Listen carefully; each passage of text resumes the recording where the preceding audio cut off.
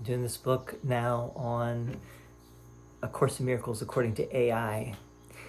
I have a 300-page book. It's really all just questions that I've posed to AI. It's like a primer for the course. It's like if you're interested in A Course in Miracles, this book has a lot of great information, all from AI. Basically, I just gave the prompts to AI, and it brought forth the answers.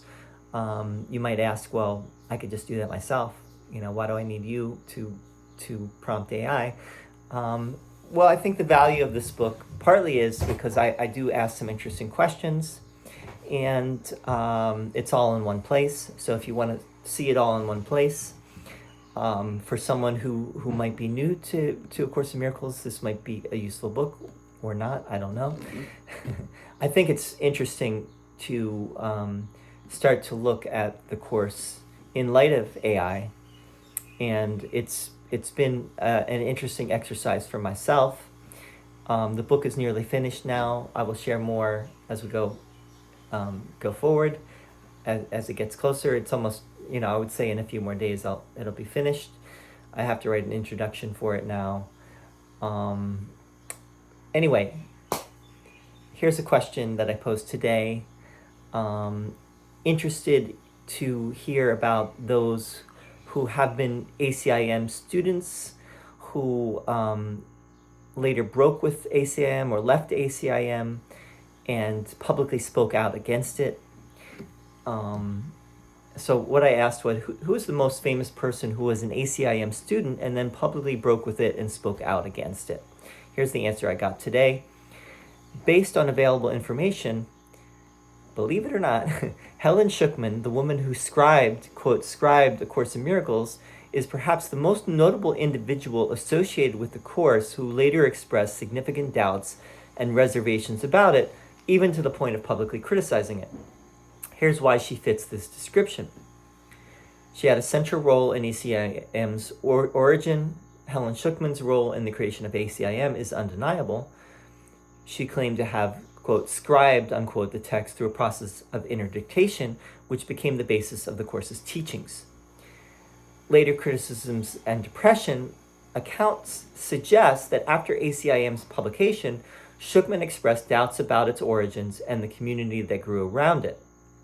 She reportedly began to refuse to speak about the Course publicly. She is said to have fallen into a deep depression and fury.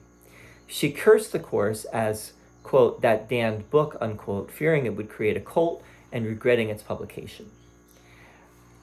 Conflicting emotions. Even during the scribing process, Schucman experienced conflicting emotions.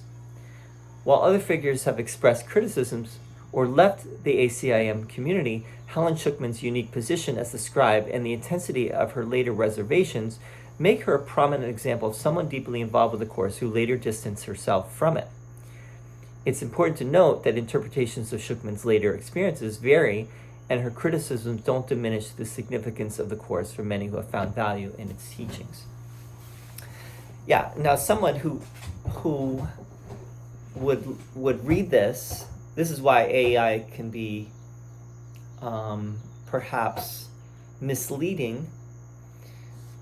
Maybe not, though, because at the end it does give you a more balanced, or let's say it says, look at this with a grain of salt. There's different opinions of what happened with Helen, especially toward the end of her life. For example, Ken Wapnick, in his book Absence from Felicity, he makes it clear that Helen, she was always ambivalent about the Course. That didn't change, towards the end of her life.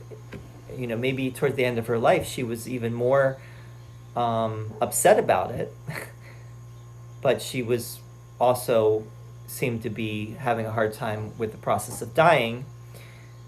And Helen was down on not just the Course, right? She had ambivalence about a lot of things. She had ambivalence about Bill. She couldn't get along with Bill, right? She couldn't get along with a lot of people, apparently, in her life. And she was also a wonderful person, right? If you really try to understand who Helen was, she was an amazing individual. She might have been a genius. She might have been on that level of being a genius. And I think a lot of her ambivalence about the Course was because she did not want it to turn into a religion or a cult. And she did not want it to become what it actually did become. And then in a second, I'm going to read another one of these that gets into that, right? That there have been cults. There have been ACIM cults, right? There's been groups that call themselves churches of ACIM. There have been people that make it into a religion. And I think Helen was clear from the outset, this is not meant to be a cult or a religion. Don't make it into one. But everyone is free to do whatever they want, right? And the Course does not specifically say, Helen said that, but Jesus in the Course does not say one way or the other what to do. Does not say don't meet together and talk about the Course, and don't have a church, don't have this, don't have that. It never says that. But it does seem to make it clear that this is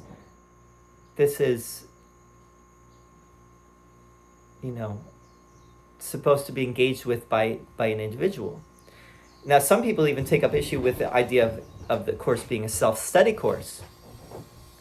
They say, well, the Course doesn't say it's a self-study course.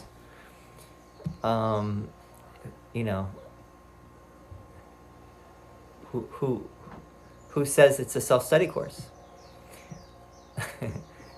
So anyway, take that with a grain of salt. Obviously, I don't. That doesn't dissuade me. The fact that Helen said some things, called it that damn book, that doesn't dissuade me from wanting to engage with ACIM and continue with it. Because I know the power of it and the power of its ideas. And even if Helen was against it, she was the instrument through which it came through. Hello. Maybe I'll end. Hey, buddy.